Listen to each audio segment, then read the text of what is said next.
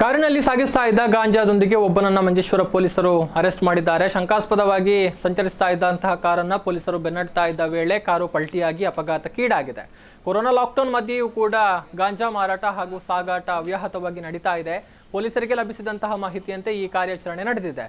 ಪೊಲೀಸರನ್ನ ಕಂಡು ಪರಾರಿಯಾಗಲು ಯತ್ನಿಸಿದಂತಹ ಕಾರನ್ನ ಬೆನ್ನಟ್ಟುವಾಗ ಕಾರು ಪಲ್ಟಿಯಾಗಿತ್ತು. ಮಂಜೇಶ್ವರ ವೃತ್ತ ನಿರೀಕ್ಷಕ ಅನೂಪ್, ಎಸ್ಐ ಬಾಲಚಂದ್ರ, ಎಎಸ್ಐ ಲಕ್ಷ್ಮೀನಾರಾಯಣ ಕಾರ್ಯಾಚರಣೆಯಲ್ಲಿ ಹಾಜರಿದ್ದರು. ಮಂಜೇಶ್ವರ ಸಮೀಪದ ಬಟ್ಟಿಪದವು ಎಂಬಲ್ಲಿ ವಾಹನ ತಪಾಸಣೆ ವೇಳೆ ಈ ಕಾರ್ಯಾಚರಣೆ ನಡೆದಿದೆ. ಸ್ಥಳೀಯ ನಿವಾಸಿ ಹುಸೇನ್ ಎಂಬಾತನನ್ನ ಪೊಲೀಸರು ಅರೆಸ್ಟ್ ಮಾಡಿದ್ದಾರೆ. ಈತನಿಂದ 10 ಕಿಲೋ ಗಾಂಜಾವನ್ನ ವಶಪಡಿಸಿಕೊಳ್ಳಲಾಗಿದೆ. ಇವತ್ತು ನ್ಯಾಯಾಲಯಕ್ಕೆ ಹಾಜರುಪಡಿಸುವುದಾಗಿ ಪೊಲೀಸರು ಹೇಳಿದ್ದಾರೆ.